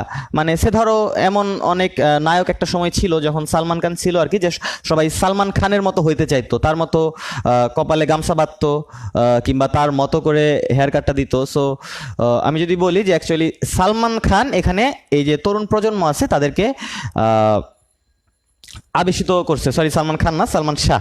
হ্যাঁ, আচ্ছা, তো অনেকে আছে যারা হচ্ছে সালমান শাহর মতো হতে চাইতো। সো এখানে দেখো যে সালমান শাহ কিন্তু অ্যাকচুয়ালি তাদেরকে ডাইরেক্টলি ইন্সপায়ার্ড করে নাই, ডাইরেক্টলি কিন্তু ইন্সপায়ার্ড করে নাই যে তুমি আমার মতো হও, বাট তারপরেও কিন্তু তারা হতে চাইছে। সো এই বিষয়টা হচ্ছে আবেশ, যে কাউকে স্পর্শ না করে কিংবা কাউকে কোনো প্রকার একটা নিজের মাঝখানে না জড়িয়ে তাকে অ্যাকচুয়ালি চেঞ্জ করে ফেলা, এটাকে বলা হয় আবেশ। সো তড়িৎ চুম্বক আবেশ বিষয়টা মানে হচ্ছে তোমার যে একটা জায়গায় তড়িৎ চুম্বকীয় ক্ষেত্র থাকার ফলে সেখানে যে একটা আবেশীয় ঘটনা ঘটে সেটার নাম হচ্ছে তড়িৎ চুম্বকীয় আবেশ। সো এটাকে আমি যদি একটা তড়িৎ চুম্বক আবেশের ঘটনা দিয়েই ব্যাখ্যা করি তাহলে তোমরা জিনিসটা অ্যাকচুয়ালি কি হচ্ছে, হোয়াটস গোয়িং অন, সেটা বুঝতে পারবা। সে ধরো এটা হচ্ছে একটা সার্কিট, এটা হচ্ছে একটা সার্কিট, এই সার্কিটের মাঝখান দিয়ে অ্যাকচুয়ালি আমার তড়িৎ প্রবাহিত হচ্ছে এবং এখানে আমি একটা সার্কিট রেখে দিচ্ছি, এখানে আমি হচ্ছে একটা সার্কিট রেখে দিচ্ছি, বাট এখানে আমি কোনো ব্যাটারি দেইনি, জাস্ট এখানে ওপেন করে রেখে দিচ্ছি আর এখানে আমি হচ্ছে একটা বাল্ব লাগাই রাখছি। এটা একটা সার্কিট, এই সার্কিটের মাঝখান দিয়ে আমি হচ্ছে তড়িৎ প্রবাহিত করতেছি এবং এখানে একটা সার্কিট, এখানে আমি কোনো ব্যাটারি দেই নাই এবং এখানে একটা বাল্ব লাগাই রেখে দিছি। সো দেখো যে এখানে যেহেতু আমি কোনো ব্যাটারি দিই নাই, এখানে যে এই বাল্বটা জ্বলবে এই বিষয়টা তোমার কাছে টোটালি অবাস্তব মনে হতে পারে, বাট আমি যখন এই সার্কিটটাকে চালু করব তখন এই বাল্বটা হুট করে জ্বলে উঠবে, আবার আমি যখন এটাকে অফ করব তখন আবার এই বাল্বটা হুট করে জ্বলে উঠবে। তুমি একটু খেয়াল করে দেখো, এই বাল্বটার যে জ্বলে ওঠা সেটা কিন্তু অ্যাকচুয়ালি এখানে যে আরেকটা সার্কিট আছে সেটার উপর নির্ভরশীল, বাট তারপরেও কিন্তু এখানে কোনো টাচ নাই, এটাও কিন্তু একে টাচ করে নাই, এটাও কিন্তু একে টাচ করে নাই। তারপরে ওই কাহিনীটা কেন হচ্ছে সেটা বুঝতে হলে তোমাকে জানতে হবে তড়িৎচুম্বক আবেশ। এখানে এই যে সার্কিটটা আছে এই সার্কিটের মাঝখান দিয়ে তড়িৎ প্রবাহিত হচ্ছে, তাই না? এই সার্কিটের মাঝখানে তড়িৎ প্রবাহিত হচ্ছে। আমরা জানি, একটু আগে পড়ে আসছি 2.4-এ, যে তড়িৎ প্রবাহের একটা চৌম্বক ক্রিয়া আছে, অর্থাৎ আমি যদি এদিক দিয়ে তড়িৎ প্রবাহিত করি এর তার পাশে একটা চৌম্বক ক্ষেত্র তৈরি হওয়াই স্বাভাবিক। সেই চৌম্বক ক্ষেত্রের মাঝখানে কিন্তু অ্যাকচুয়ালি এই সার্কিটটা পড়ে গেছে। এখন এই সার্কিটটা যেহেতু একটা চৌম্বক ক্ষেত্রের মাঝখানে পড়ছে, এই চৌম্বক ক্ষেত্রটা এখানে একটা তড়িৎ প্রবাহ তৈরি করবে। মানে আমরা এটা বুঝতেছি যে একটা তড়িৎ প্রবাহের ফলে যেমন তার চারপাশে চৌম্বক ক্ষেত্রও তৈরি হয়, ঠিক তেমনিভাবে এই চৌম্বক ক্ষেত্রটা অ্যাকচুয়ালি এই সার্কিটে একটা তড়িৎ প্রবাহ সৃষ্টি করতেও সক্ষম। সো আমি দেখতেছি যে এই সার্কিটটাকে আমি টোটাল টাচ না করে আমি এই সার্কিটটাকে অন অফ করে আমি এই সার্কিটটাকে জ্বালাইতে নিভাইতে পারতেছি। সো এটাকে বলা হয় অ্যাকচুয়ালি আমার তড়িৎ চুম্বক আবেশ। কেন তড়িৎ চুম্বক আবেশ? দেখো, কারণ হচ্ছে এখানে ফার্স্টে তড়িৎ প্রবাহিত হয়েছে এবং এই তড়িতের ফলে এর চারপাশে একটা চৌম্বক ক্ষেত্র তৈরি হয়েছে, দ্যাটস ওয়াই এটা হচ্ছে অ্যাকচুয়ালি তড়িৎ চুম্বকীয় আবেশ। সো আমরা চ্যাপ্টারের নামটা বুঝলাম, অ্যাকচুয়ালি দেখতেছো যে চ্যাপ্টারের নামটা বোঝা খুবই ইম্পর্টেন্ট, কারণ চ্যাপ্টারের নামটা বোঝা মানে হচ্ছে চ্যাপ্টারের মোটামুটি 20% বুঝে যাওয়া যে what's going on this chapter. আচ্ছা, তো এগুলার অ্যাকচুয়ালি অ্যাপ্লিকেশন কোথায় সেটা বুঝতে হলে আমি তোমাকে কিছু ম্যাথ করাবো। দেখো, এখানে যে শুধুমাত্র একটা তড়িৎ প্রবাহ দ্বারাই এই কাজটা করা সম্ভব এরকম না, এখানে অন্য আরেকটা ওয়েতেও এই বাল্বটাকে জ্বালানো সম্ভব ছিল। যে মানে শুধুমাত্র এখানে যে আমি একটা তড়িৎ প্রবাহিত করতেছি শুধুমাত্র এই ওয়েতেই যে এই বাল্বটাকে জ্বালানো সম্ভব শুধুমাত্র এটা না, এখানে আমি যদি এই সার্কিটটাকে বাদ দিই, সার্কিটটাকে আমি যদি বাদ দিয়ে আমি যদি এখানে একটা চুম্বক নিয়ে আসি এবং চুম্বকটাকে আমি যদি খুব দ্রুত এভাবে মুভ করতে থাকি তাহলেও হচ্ছে এই বাল্বটা জ্বলে উঠবে, তাহলেও এই বাল্বটা জ্বলে উঠবে। অর্থাৎ একটা চুম্বক দ্বারাও এই কাজটা করা সম্ভব এবং এখানে একটা সার্কিট দ্বারাও হচ্ছে এই বাল্বটাকে জ্বালানো সম্ভব। সো এখানে আমি দুইটা ওয়ে দেখালাম, একটা হচ্ছে তোমার চুম্বক দ্বারা, এবং আরেকটা হচ্ছে তোমার তড়িৎ প্রবাহ দ্বারা, তাই না? আচ্ছা, এরপর দেখো, যেহেতু এখানে একটা তড়িৎ প্রবাহিত হচ্ছিল, কখন? যখন এখানে আমি সুইচটাকে বারবার অন অফ করতেছিলাম, কিংবা হচ্ছে এখানে আমি একটা চুম্বককে দ্রুত নাড়াচ্ছিলাম, তখন যেমন এটা জ্বলতেছিল নিপতেছিল। সো যেহেতু জ্বলতেছে নিপতেছে, বাল্বটা যেহেতু জ্বলতেছে, সো আমি কিন্তু ধরে নিতে মানে বলতে পারি শিওরলি যে এর মাঝখান দিয়ে তড়িৎ প্রবাহ আছে। কথা অবশ্যই ঠিক। আচ্ছা, তো তড়িৎ প্রবাহ যেহেতু আছে, তাহলে আমি বলতে পারি এখানে আমার একটা ভোল্টেজও আছে, এখানে আমার একটা ভোল্টেজও আছে, তাই না? কারণ ভোল্টেজ না থাকলে তড়িৎ প্রবাহিত হবে কিভাবে? সে ধরো একটা সার্কিটে কখন তড়িৎ প্রবাহিত হয়? যখন এর দুই প্রান্তে বিভব পার্থক্য থাকে, 6 ভোল্ট, 4 ভোল্ট, 5 ভোল্ট, এরকম একটা বিভব পার্থক্য যদি আমি রাখি, তাহলেই কিন্তু এই সার্কিটে তড়িৎ প্রবাহিত হওয়া সম্ভব। যদি এই বিভব পার্থক্যটা না থাকে, তাহলে কিন্তু এদিকে তড়িৎ প্রবাহিত হবে না। সো যেহেতু এখানে আমার তড়িৎ প্রবাহিত হচ্ছে, আমি কিন্তু ধরে নিতে পারি যে এখানে আমার একটা ভোল্টেজ আছে, সেই ভোল্টেজের মান হচ্ছে ভি। কিন্তু এখানে আমরা এটাকে ভি বলবো না, আমরা এটাকে বলবো হচ্ছে ই। আমি যেহেতু তোমাকে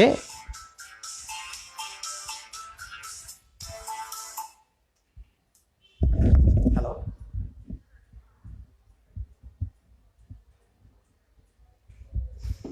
আচ্ছা, তো আমি এটাকে ভোল্টেজ বলবো না, আমি এটাকে বলবো হচ্ছে অ্যাকচুয়ালি তড়িৎচালক বল, নট ভোল্টেজ, তড়িৎচালক বল। সো তোমরা অ্যাকচুয়ালি জানো যে ভোল্টেজ আর তড়িৎচালক বল সমার্থক, বাট সূত্রগুলো যেহেতু ই দিয়ে, দ্যাটস ওয়াই আমি এখানে ভোল্টেজ না বলে তড়িৎচালক বল বলতেছি। আই হোপ তোমাদের এটা বুঝতে সমস্যা হচ্ছে না, যেহেতু তুমি হচ্ছে চলো তড়িৎ পরে আসছো। সো এখানে যে ভোল্টেজটা তৈরি হয়, সে ভোল্টেজটার মান হচ্ছে E is equal to N D phi by D T, আর আরেকটা হচ্ছে অ্যাকচুয়ালি আমার L L D I by D T. সবত মাথায় আসতে পারে যে এখানে অ্যাকচুয়ালি দুইটা সমীকরণ কিভাবে আসলো, এই সমীকরণগুলো কি নির্দেশ করে, সেটা বোঝানোর আগে আমি অ্যাকচুয়ালি বলবো যে এখানে দুইটা সমীকরণ আসছে। এর কারণ হচ্ছে যে দুই উপায়ে তড়িৎচুম্বক আবেশ তৈরি করা সম্ভব, একটা হচ্ছে চুম্বক দ্বারা এবং আরেকটা হচ্ছে তড়িৎ দ্বারা। আমি যখন তড়িৎ দ্বারা তড়িৎচুম্বক আবেশ তৈরি করব, মানে এখানে একটা সার্কিট দ্বারা যখন তড়িৎচুম্বক আবেশ তৈরি করব, তখন এখানে সূত্রটা হবে হচ্ছে আমার L into DI by DT. এলটা হচ্ছে আমার স্বকীয় আবেশ গুণাঙ্ক, এবং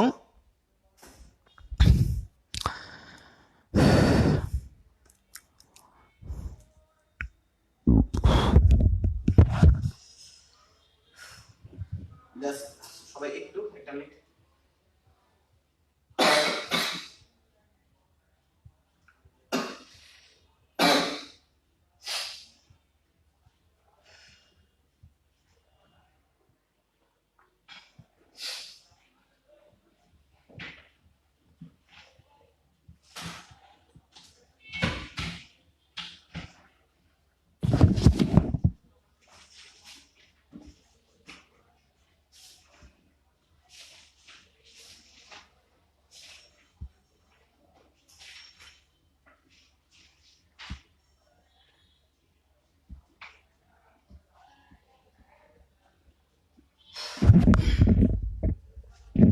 আচ্ছা, আমি অ্যাকচুয়ালি সরি, হ্যাঁ, আমার হচ্ছে তোমার এখানে একটু হঠাৎ করে কাশি পাইছিল, হ্যাঁ। সো সরি, জাস্ট কিছুক্ষণের জন্য স্ক্রিন থেকে বের হয়ে গেছিলাম। আমি হচ্ছে অ্যাকচুয়ালি যেখানে ছিলাম, যে জায়গাটায় ছিলাম, সেই জায়গা থেকে আবার শুরু করতে পারি।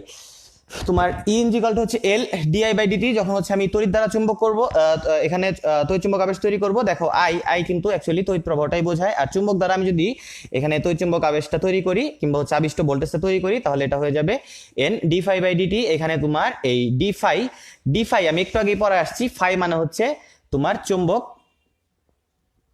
ফ্লাক্স, ফাই মানে হচ্ছে চুম্বক ফ্লাক্স। তো তুমি দেখতেছো যে এটার সাথে অ্যাকচুয়ালি চুম্বকটা জড়িত, এর সাথে তড়িৎরা জড়িত। আচ্ছা, এই জিনিসগুলো হচ্ছে বেসিক। এই জিনিসগুলো না জানলে যে জিনিসটা হবে সেটা হচ্ছে যে অ্যাকচুয়ালি এই চ্যাপ্টারটা পড়ার আমাদের যে ইন্টারেস্টটা, সেই ইন্টারেস্টগুলো আমরা খুব সহজেই হারাই ফেলবো। ইন দি এন্ড আমরা দেখতেছি আমাদের ইন্টারের 2টা বছর পার করে আসছি, আমরা জিনিসগুলো অ্যাকচুয়ালি খুবই ঝাপসাভাবে বুঝি। এর কারণ হচ্ছে অ্যাকচুয়ালি তথ্যের জটিলতা। টিচাররা অ্যাকচুয়ালি একটা তথ্যকে জটিলভাবে উপস্থাপন করতে সাহায্য মানে হয়তোবা মানে জটিলভাবে উপস্থাপন করার ক্ষেত্রে হয়তোবা অনেকেই প্রয়াস নেয়, কিন্তু অ্যাকচুয়ালি তথ্যগুলো জটিলভাবে স্টুডেন্টদের মাথায় ওইভাবে থাকে না। সো আমি তথ্যগুলোকে যথেষ্ট সহজভাবে এখানে উপস্থাপন করার চেষ্টা করছি। আচ্ছা, এরপর আরেকটা জিনিস খেয়াল করবা এখান থেকে, যেটা হচ্ছে অ্যাকচুয়ালি এই সূত্রের অংশ না, জাস্ট বাইরের একটা অংশ, যেটা হচ্ছে আমি এখানে পড়াইলাম, তো এখান থেকেই পড়াইতে হবে। এখানে দেখো তো, এটা একটা সার্কিট ছিল, এই সার্কিট দিয়ে যখন তড়িৎ প্রবাহিত হচ্ছিল তখন কিন্তু এর চারপাশে একটা চুম্বক ক্ষেত্র তৈরি হয়েছিল। তো ভালো কথা, এখানে আমার একটা ওপেন সার্কিট ছিল, সেই সার্কিটের যে একটা বাল্ব ছিল সেই বাল্বটা জ্বলছে। কারণ কি, এই বাল্বটা যে সার্কিটটার অংশ, এই সার্কিটটা এই চুম্বক ক্ষেত্রের মাঝখানে পড়ে গেছে। তো কথা হচ্ছে, আমি যদি এখানে একটা বোমা মারি, সেই বোমায় যদি আমি আমার পাশের কাউকে ধ্বংস করতে চাই, আমি নিজেও কিন্তু এই বোমাতে ধ্বংস হয়ে যাব। অর্থাৎ এখানে আবেশ বিষয়টা দুই প্রকার আসতেছে, একটা হচ্ছে আমার স্বকীয় আবেশ, আরেকটা হচ্ছে পারস্পরিক আবেশ। যখন আমি নিজের তৈরি চৌম্বক ক্ষেত্র দ্বারা অন্য আরেকটা সার্কিটকে আবিষ্ট করব, তখন আমরা তাকে বলি পারস্পরিক আবেশ, এবং সেই পারস্পরিক আবেশ গুণাঙ্ক হচ্ছে অ্যাকচুয়ালি আমার এম। পারস্পরিক আবেশ গুণাঙ্ক হচ্ছে এম। আর যখন একটা কুণ্ডলিতে তড়িৎ প্রবাহের ফলে সে নিজেই একটা ভোল্টেজ পাবে কিংবা একটা ভোল্টেজ হারাবে, সেটাকে আমরা বলি স্বকীয় আবেশ, স্বশিক্ষা। তার মানে কি, নিজে নিজে যে শিক্ষা পাওয়া যায় তাকে বলা হয় স্বশিক্ষা। সো স্বকীয় মানে কি, নিজে নিজে যে ক্রিয়াটা করতেছি সেটাকে আমরা বলি স্বকীয়। আর যখন নিজের তৈরি এই চৌম্বক ক্ষেত্রের মাঝখানে নিজেই পড়ে আসছি এবং নিজের ভোল্টেজটাকে আপ ডাউন করাচ্ছি, তখন সেটা হচ্ছে আমার স্বকীয় আবেশ। সেই স্বকীয় আবেশ হচ্ছে আমার এখানে সিম্পলি এল। সো মনে রাখবা, স্বকীয় আবেশকে এল দ্বারা প্রকাশ করা হয়, পারস্পরিক আবেশকে এম দ্বারা প্রকাশ করা হয়। যদি কখনো বলে যে স্বকীয় আবেশ গুণাঙ্ক বের করো, তাহলে আমি এল বের করব। যদি কখনো বলে যে পারস্পরিক আবেশ গুণাঙ্ক বের করো, তখন আমি এম বের করব। তোমরা যারা অ্যাকচুয়ালি মাইট বি ওয়ান্ডারিং যে অ্যাকচুয়ালি এখানে এমটা কি, মানে এমটা কোথায় বসবে, সেটা হচ্ছে সিম্পলি এমটা এখানে এলটাকে রিপ্লেস করবে, নাথিং এলস। আর যদি কখনো বলে যে স্বকীয় কিংবা পারস্পরিক উল্লেখ করে না দেয়, সেক্ষেত্রে হচ্ছে আমরা সিম্পলি এল এর সূত্রটাই ইউজ করব। সো আই হোপ তোমরা এই সূত্রগুলা বুঝলা। এই সূত্রগুলো আমি এভাবে বুঝাইলাম, এর কারণ হচ্ছে যে এই চ্যাপ্টারের 30% প্রশ্ন আসবে হচ্ছে এই যে দুইটা সূত্র আমি পড়ালাম, এই দুইটা সূত্র থেকে, এবং 30% প্রশ্ন আসবে হচ্ছে আমার 30 না অ্যাকচুয়ালি 40% প্রশ্ন আসে হচ্ছে আমার ট্রান্সফরমার থেকে। সো আমি যদি এই দুইটা টপিক খুব ভালো করে শেষ করে ফেলি, আমার এই চ্যাপ্টারের 70% পড়া শেষ। আর বাকি 30% প্রশ্ন আসবে হচ্ছে আমার দিক পরিবর্তী প্রবাহ কিংবা এসি প্রবাহ থেকে। সো আমি যদি এই টপিকগুলো খুব ভালো করে শেষ করে ফেলি, আমার অ্যাকচুয়ালি 30% পড়া শেষ। সো আমি সূত্রগুলো পড়াইলাম, এখন হচ্ছে দেখি আমি এখান থেকে কিছু ম্যাথ পারি কিনা।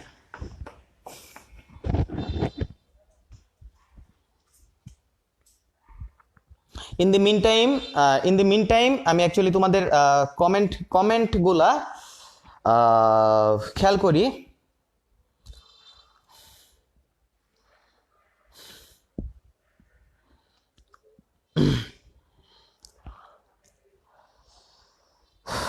তোমাদের অনেকের অ্যাকচুয়ালি রুটিন নিয়ে কনফিউশন আছে, তাদেরকে বলি অ্যাকচুয়ালি রুটিনটা এই যে পেজটা আছে এই পেজটাতেই তোমরা পেয়ে যাবা। জাস্ট পাস্ট যে পোস্টগুলো আছে সেই পোস্টগুলোকে তুমি যদি খেয়াল করো, সেখানেই তুমি হচ্ছে পেয়ে যাবা। ওকে, আই হোপ তোমাদের আর কোনো কনফিউশন নাই যে প্রতি সোমবারে ফিজিক্স ক্লাস হবে এবং অন্য ক্লাসগুলো রুটিন অনুযায়ী দেখবা। আর হচ্ছে আরেকটা বিষয় আমি কথা বলি, সেটা হচ্ছে যে ফিজিক্সের কোন ক্লাস কবে সেই রুটিনটা আমাদের কাছে আছে। সেই রুটিনটার বিস্তারিত পেজে পোস্ট করা হয় নাই, জাস্ট প্রতিদিন ক্লাস শুরু হবে, তুমি সেই ক্লাসের শুরুতে সেটা জানতে পারবা। সেই রুটিনটার জন্য অ্যাকচুয়ালি রিকোয়েস্ট করে লাভ নাই, কারণ সেই রুটিনটা হচ্ছে কর্তৃপক্ষ থেকেই জাস্ট দেয়া হবে না তোমাদেরকে।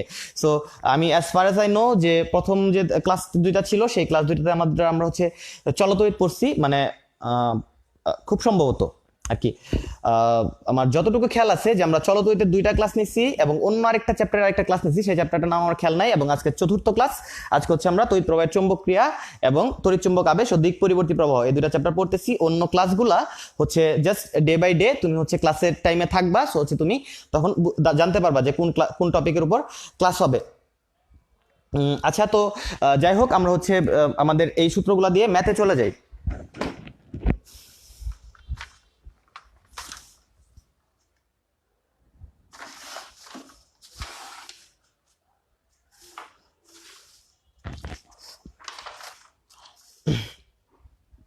দেখো, এই যে দুইটা সূত্র আমরা পড়ছি, এই দুইটা সূত্র থেকে আরেকটা সূত্র অ্যাকচুয়ালি নিয়ে আসা যায়, সেটা হচ্ছে N D phi is equal to হচ্ছে এল ডিআই। সো এখান থেকে আসে হচ্ছে আমার N phi is equal to হচ্ছে এল আই। আমি যদি এই দুইটা সূত্রকে একটু তুলনা করি, তাহলে কিন্তু আমি পেয়ে যাই N phi is equal to L I. এই সূত্রটা যথেষ্ট ইম্পর্টেন্ট, আমি প্রত্যেকটা সূত্র দিয়ে একটা করে ম্যাথ করি। দেখো, 100 পাক বিশিষ্ট একটি কুণ্ডলিতে 100 পাক বিশিষ্ট একটি কুণ্ডলিতে এন এর মান 100 পাক বিশিষ্ট একটি কুণ্ডলিতে 5 অ্যাম্পিয়ার তড়িৎ প্রবাহিত তড়িতের মান হচ্ছে 5 অ্যাম্পিয়ার। 5 অ্যাম্পিয়ার তড়িৎ প্রবাহ চললে 0.01 ওয়েবার চৌম্বক ফ্লাক্স উৎপন্ন হয়। অর্থাৎ চৌম্বক ফ্লাক্সের পরিমাণ ফাই ইজ ইকুয়াল টু হচ্ছে 0.01 বলছে আমাকে কুণ্ডলীর স্বকীয় আবেশ গুণাঙ্ক এল এর মানটা কত। সো আমরা জানি N phi is equal to হচ্ছে এল আই। সো এখান থেকে আমি লিখতে পারি যে এল ইজ ইকুয়াল টু হচ্ছে এন ফাই বাই আই সমান হবে হচ্ছে আমার 100 ইন্টু 0.01/5। 100 আর 0.01 তো কাটা, আমার অ্যান্সার হবে 1 আর নিচে আসছে হচ্ছে 5। সো 1/5 দ্যাট মিনস আমার 0.2, অর্থাৎ কুণ্ডলীর আবেশ গুণাঙ্ক সেটা হচ্ছে এল, এটা হচ্ছে 0.2। আর আরেকটা জিনিস মনে রাখবা যে স্বকীয় আবেশ গুণাঙ্ক হোক আর পারস্পরিক আবেশ গুণাঙ্ক হোক, আবেশ গুণাঙ্কের একক মানেই হচ্ছে এইচ কিংবা হেনরি। ওকে, হেনরি একজন বিজ্ঞানীর নাম, ঠিক আছে। সো এই স্বকীয় আবেশ গুণাঙ্ক কিংবা পারস্পরিক আবেশ গুণাঙ্কের এককটাই হচ্ছে আমার হেনরি। আচ্ছা, সো আমরা হচ্ছে এই সূত্রটা দিয়ে ম্যাথ করে ফেললাম। এখন হচ্ছে আমরা তার পরবর্তী যে সূত্রগুলো আছে সেই সূত্রগুলো দিয়ে আমরা একটা একটা করে ম্যাথ দেখি। দেখো, সেটা হচ্ছে একটি কুণ্ডলীর স্বকীয় আবেশ গুণাঙ্ক 10 হেনরি। আরেকটা প্রশ্ন দেখো, আরেকটা প্রশ্ন, একটি কুণ্ডলীর স্বকীয় আবেশ গুণাঙ্ক হচ্ছে 10 হেনরি, এর মধ্য দিয়ে 6 ইন্টু 10⁻² সেকেন্ড সময়ে তড়িৎ প্রবাহ 10 অ্যাম্পিয়ার থেকে হ্রাস পেয়ে 7 অ্যাম্পিয়ারে নামিয়ে আনা হলো, তাহলে কুণ্ডলীতে আবিষ্ট ভোল্টেজের মান ই এর মানটা কত? একটি কুণ্ডলীর স্বকীয় আবেশ গুণাঙ্ক হচ্ছে 10 হেনরি, এর মাঝখান দিয়ে 6 ইন্টু 10⁻² সেকেন্ড সময়ে তড়িৎ প্রবাহের মান 10 থেকে 7-এ নামায় আনা হলো, তার মানে তড়িৎ প্রবাহের পরিবর্তন অ্যাকচুয়ালি হচ্ছে আমার 3। ওকে, সো এখান থেকে আমি পাই হচ্ছে এল ডিআই বাই ডিটি সমান হবে হচ্ছে আমার 10 ইন্টু ডিআই এর মান হচ্ছে 3, ডিটির মান হচ্ছে 6 ইন্টু 10⁻²। তাহলে আমার এখান থেকে যে অ্যান্সারটা আসবে সেটা হচ্ছে এটা দিয়ে এটাকে আমি যদি কেটে দেই 2 বার যায়, আর এখানে আসছে 10, সো 10⁻1 আর এটার জন্য হবে আমার +2, আর এখানে থাকে হচ্ছে হাফ, সো 10⁻³ ইন্টু হাফ। আচ্ছা, দেখি তো সবাই ক্লাসে কি আছে নাকি ক্লাস করতে দিয়ে মানে ক্লাসে জয়েন দিয়ে ঘুমায় গেছে, আমি একটু চেক করি এই মানটা কত হয়। সবাই কমেন্ট করো খুব দ্রুত, দেখি কয়জন জেগে আছে আর কয়জন ঘুমাচ্ছে। যারা যারা ঘুমাচ্ছ তাদের অ্যাকচুয়ালি বাবা মাকে বলা উচিত আমার যে আপনারা আপনার সন্তানের গায়ে পানি ঢেলে দিন, কারণ এই শীতের রাতে পানি ঢেলে দেওয়ার চেয়ে বিরক্তিকর আর কিছু মনে হয় না হতে পারে। তো দেখি কে কে আমাকে জানান দিতে পারে যে তারা জেগে আছে।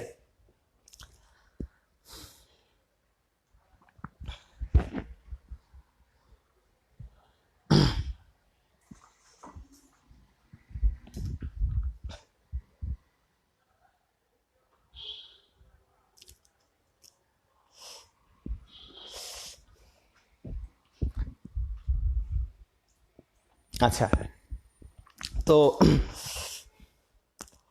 আমি অ্যাকচুয়ালি চেক করতেছি অনেকে জেগে আছে। যারা যারা জেগে আছে, আমি রাসনা রাসু হচ্ছে হাহা দিয়ে বুঝাইছে সে জেগে আছে, কিংসলেও জেগে আছে, ঋতু জেগে আছে, বাকি জেগে আছে। আর যারা যারা ভুল অ্যান্সার দিবে আমি ধরে নিব যে তারা ঘুমের মাঝখানে স্বপ্ন দেখতে দেখতে ক্লাসটা করতেছে।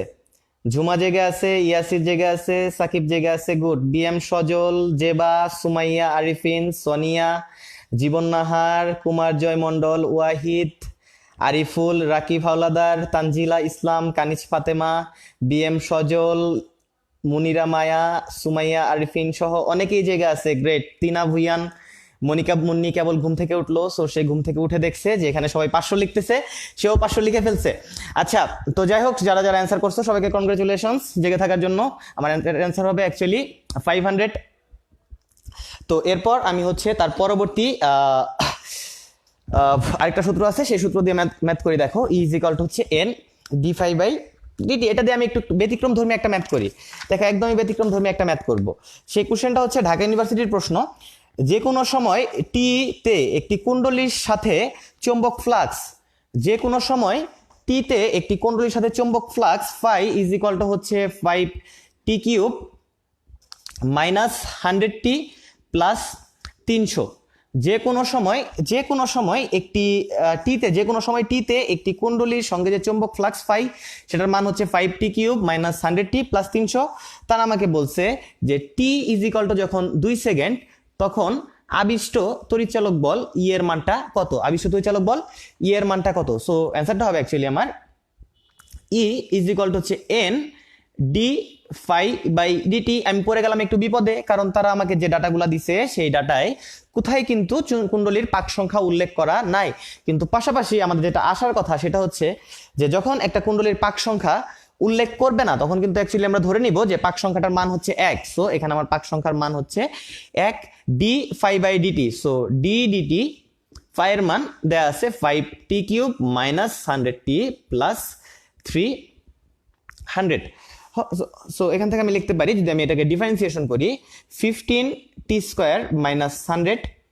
সো এরপর বলছে সময় যখন 2 সেকেন্ড তখন আবিষ্ট তড়িৎচালক বল কত। তাহলে t ইজ ইকুয়াল টু 2 হলে এর মান হবে 15t square minus 100। So 15 into 2 square minus 100, যে মানটা অ্যাকচুয়ালি আমার হয় হচ্ছে মাইনাস 40। সো এখানে আমার ভোল্টেজের মান হচ্ছে মাইনাস 40। দেখো ভোল্টেজ অ্যাকচুয়ালি মাইনাস প্লাস বলে ওইভাবে ডিফাইন করাটা ঠিক না, কারণ যে ভোল্টেজটা অ্যাকচুয়ালি এইভাবে আমি ধরি প্লাস 40, সেই ভোল্টেজটাই কিন্তু আমি যদি জাস্ট উল্টা করে দেই তাহলে আমার হয়ে যাবে হচ্ছে মাইনাস 40। সো আমাকে তো তারা ভোল্টেজের মান চাইছে, তা তো আমার কাছে ভোল্টেজের দিকটা চায় নাই যে অ্যাকচুয়ালি ভোল্টেজটা কোন দিকে, তাই না, কিংবা কোন দিক থেকে কোন দিকে তড়িৎ প্রবাহিত হবে, এটা যেহেতু চাই নাই সো হচ্ছে আমি এখানে মাইনাসটাকে অমিট করতে পারি, যে এটা হচ্ছে অ্যাকচুয়ালি আমার জাস্ট দিকটা নির্দেশ করতেছে যে আমার এদিকে প্লাস নাকি এদিকে প্লাস। সো আমি এখান থেকে আমার অ্যান্সারটা সিম্পলি লিখে দিতে পারি যে আমার অ্যান্সারটা হবে 40 ভোল্ট। অর্থাৎ এই কুণ্ডলীতে, এই যে চৌম্বক ফ্লাক্স বিশিষ্ট কুণ্ডলীতে 2 সেকেন্ড পর আবিষ্ট তড়িৎচালক বলের মান হচ্ছে আমার 40 volt. Okay, so I hope তোমরা এই টপিকগুলো বুঝছো। আমরা হচ্ছে এখন ট্রান্সফরমার পড়ব।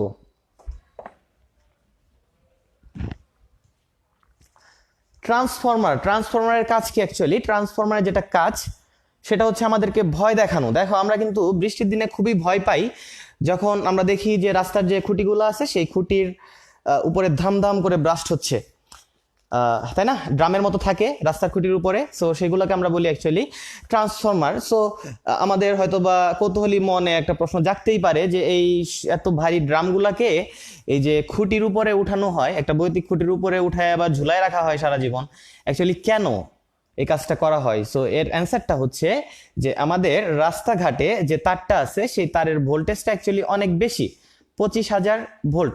এত ভোল্টেজে আমরা যদি আমাদের বাসায় টিভিটা কানেক্ট করি দেখা যাবে যে টিভিটা ব্রাস্ট হয়ে গেছে এবং ঘরটা সহ উড়ে যেতে পারে, ব্যাপার না আর কি।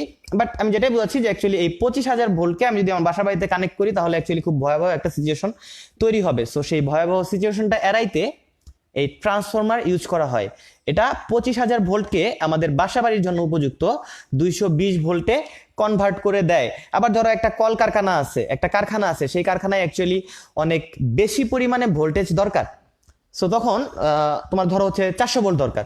সো সেক্ষেত্রে সে হচ্ছে এই 25,000 ভোল্টকে 400 ভোল্ট করে দিবে, মানে একটা ট্রান্সফরমার অ্যাকচুয়ালি একটা ভোল্টেজকে চেঞ্জ করে দিতে সক্ষম।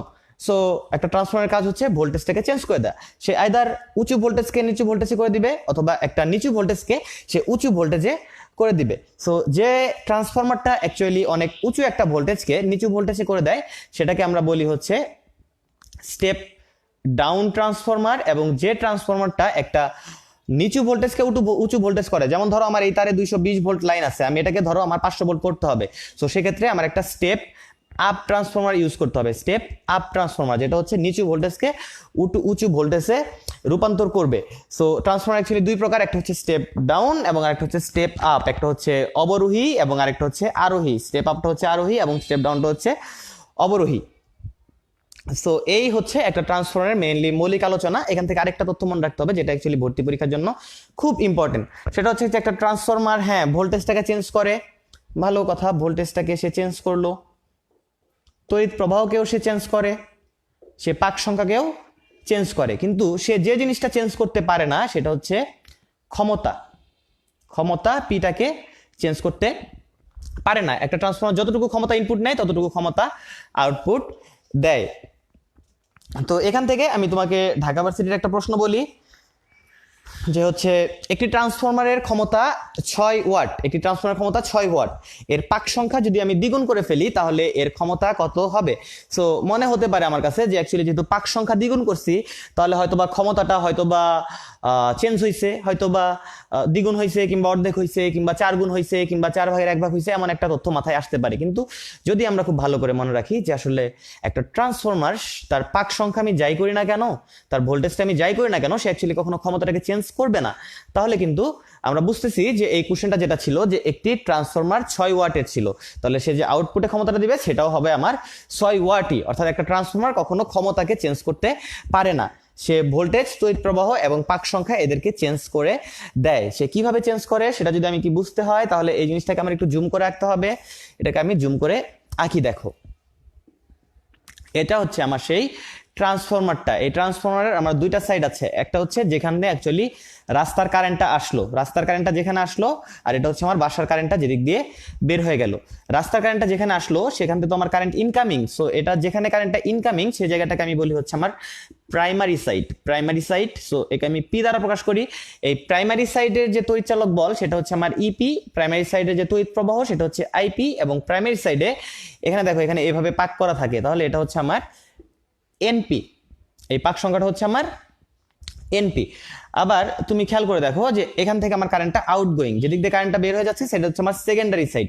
সেকেন্ডারি সাইডের সেকেন্ডারি কিংবা গৌণ সাইড, সেকেন্ডারি কিংবা গৌণ সাইড। সো গৌণ সাইডের যে তড়িৎ প্রবাহ সেটা হচ্ছে আমার আমি মিলাই লিখি, গৌণ সাইডের যে তড়িৎচালক বল সেটা হচ্ছে আমার ইএস, গৌণ সাইডের যে তড়িৎ প্রবাহ সেটা হচ্ছে আইএস, এবং গৌণ সাইডের যে পাক সংখ্যা সেটা হচ্ছে আমার এনএস।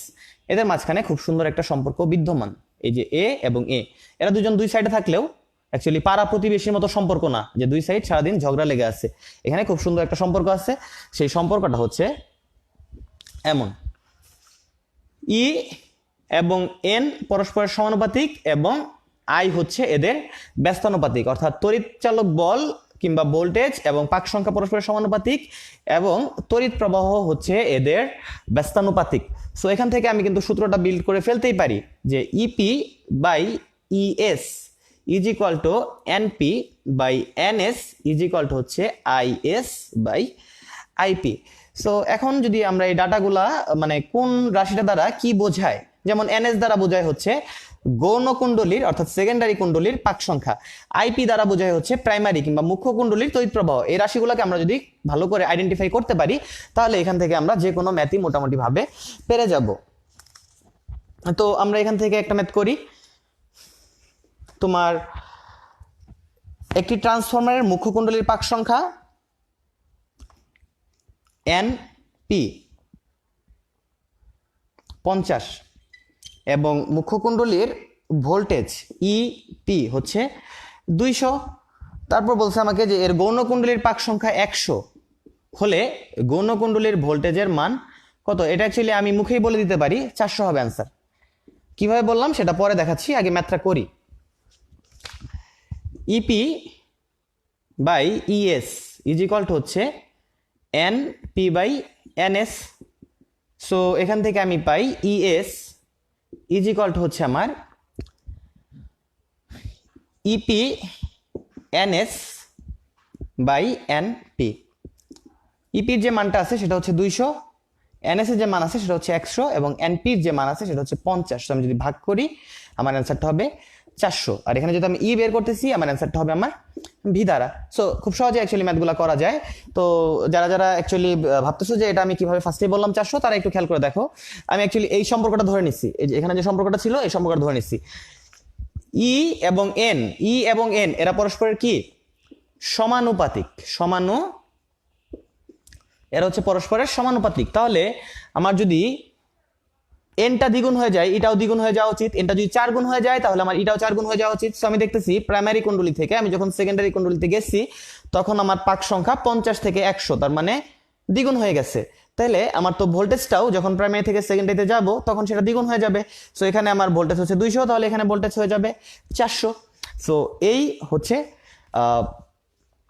ক্লাস ঠিক আছে। তো অ্যাকচুয়ালি আল্লাহ হাফেজ সবাইকে। পরবর্তী সোমবার রাত 8টায় আবার দেখা হবে।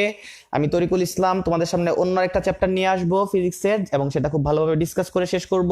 তোমরা ততক্ষণ পর্যন্ত এই যে যা পড়লা এই পড়াগুলা হচ্ছে বাসায় মনোযোগ সহকারে পড়তে থাকো।